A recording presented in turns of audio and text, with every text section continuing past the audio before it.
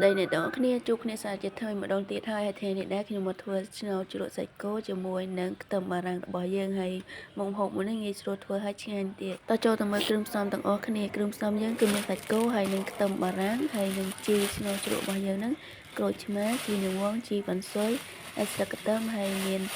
ដែងគួរស្ក្រៃហើយនឹងស្លឹកក្រូចសើចហើយគ្រឿងរបស់យើងគឺមានតែប៉ុណ្្នឹងបន្ទាប់មកទៀតនេះយើងក៏ធ្វើការដាក់ឆ្នាំងដើម្បីដាំទឹកវាឲ្យពុះសិនឥឡូវយើងដាំទឹកឲ្យពុះសិនទៅ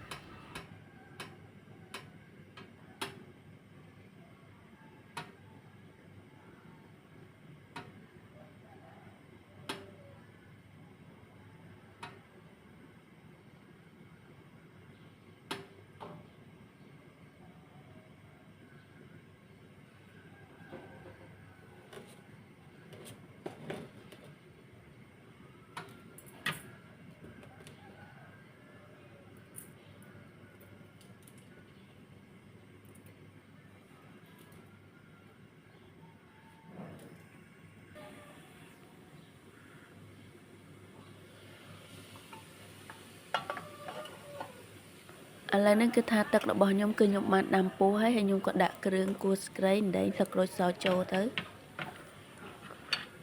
បន្ទាប់ពីដាក់គ្រឿងចូលហើយធ្វើការបង់អំបិលស្ករសនិងប៊ីចេងចូល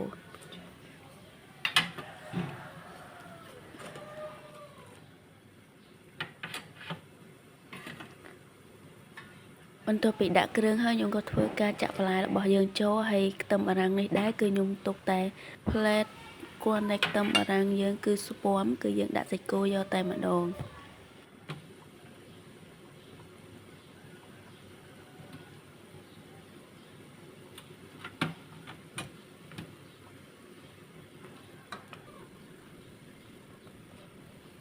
ហើយនេះខ្ញុំក៏ធ្វើការចាក់សាច់គោរបស់យើងចូលទៅហើយសាច់គោហ្នឹងគឺចាក់ទុកតែមួយផ្លែតគឺបាន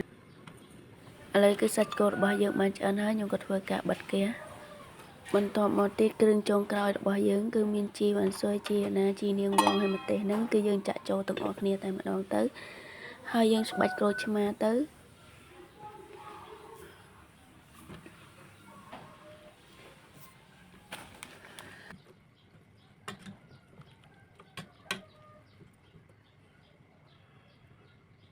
គឺថាស្ងោរជ្រក់សាច់គោរបស់ខ្ញុំហ្នឹងគឺឆ្អិនរួចរាល់ហើយគឺថាតំណងមែនតើហើយម្ហូបនេះដែរគឺឆ្ងាញ់មែនតើហើយវីដេអូរបស់ខ្ញុំគឺមានប៉ុណ្ណឹងអរគុណសម្រាប់ការទស្សនាហើយបើមានអីថ្មីៗទៀតខ្ញុំនឹងចែករំលែកមកទៀតបើសិនជាចូលចិត្តកុំភ្លេចចុចបេះដូងឲ្យខ្ញុំម្នាក់មួយហោះបាយបាយជួបខ្ញុំនៅពេលក្រោយម្ដងទៀត